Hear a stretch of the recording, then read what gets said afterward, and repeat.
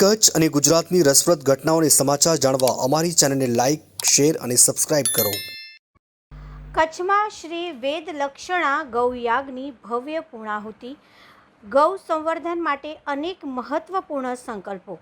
કચ્છમાં દેશી ગૌવંશના સંવર્ધન અને સંરક્ષણના ઉદ્દેશ સાથે પ્રથમવાર આયોજિત 7 દિવસીય શ્રી વેદલક્ષણા ગૌયાગની ભવ્ય પૂર્ણાહુતિ કરવામાં આવી.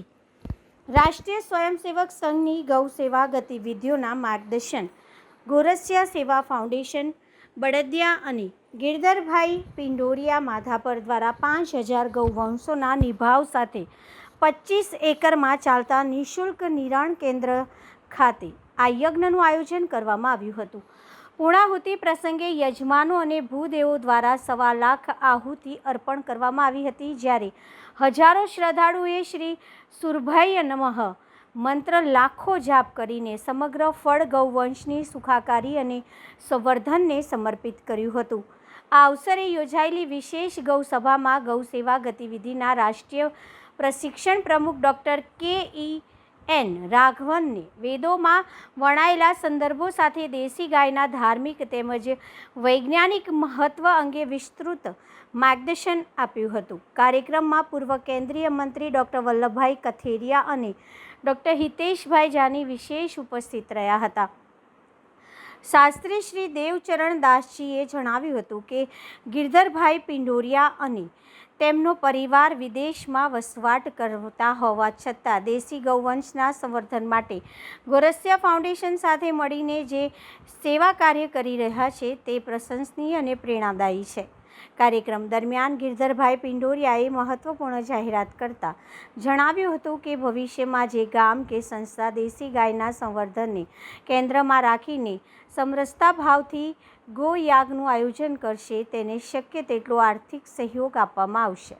ઉપરાંત ગૌમૂત્ર ડેરીની સ્થાપના, માલધારીઓની આવક વધારવા, દૂધ અને ગૌ ઉત્પાદનોના યોગ્ય બજારીકરણ તેમજ સંપૂર્ણ ગાય આધારિત ખેતીના ઉત્પાદનોને મૂલ્યવર્ધન સાથે બજારમાં યોગ્ય ભાવ મળે તે માટે પણ પ્રયાસો હાથ ધરવામાં આવી રહ્યા હોવાનું તેમણે જણાવ્યું હતું. આ સમગ્ર યજ્ઞમાં કોઈપણ જાતિ કે વર્ણભેદ વિના હિન્દુ સમાજના તમામ વર્ગના લોકો યજમાન તરીકે નિઃશુલ્ક જોડાયા હતા, જે ગાય પ્રત્યેની શ્રદ્ધા અને સામાજિક સમરસતાનું પ્રતીક બન્યું હતું. યજ્ઞ પ્રભાવથી પ્રેરાઈને કચ્છના ગૌપ્રેમી મનોજભાઈ સોલંકીએ એક ગૌયાગ યોજવાનો સંકલ્પ વ્યક્ત કર્યો હતો. ઉપરાંત ભુજપુર ગામ દ્વારા ગાય વિષયક 5 દિવસીય પ્રવચન માળાનું આયોજન અને આગામી જાન્યુઆરીમાં અંજાર ખાતે ગૌકથા સપ્તાહ યોજવાની જાહેરાત પણ કરવામાં આવી હતી. ગૌસેવા ગતિવિધિના સૌરાષ્ટ્ર પ્રાંત સંયોજક મેઘજીભાઈ હિરાણીએ જણાવ્યું હતું કે છેલ્લા કેટલાય વર્ષોથી ગૌસેવા ક્ષેત્ર થઈ રહેલા પ્રયાસોના પરિણામે યુવા પેઢીમાં દેશી ગાયનું ધાર્મિક અને વૈજ્ઞાનિક મહત્વ અંગે જાગૃતિ વધી રહી છે. યજ્ઞ દરમિયાન યુવાનો દ્વારા વિવિધ વ્યવસ્થાઓમાં નિષ્ઠાપૂર્વક સેવા આપવામાં આવી હતી.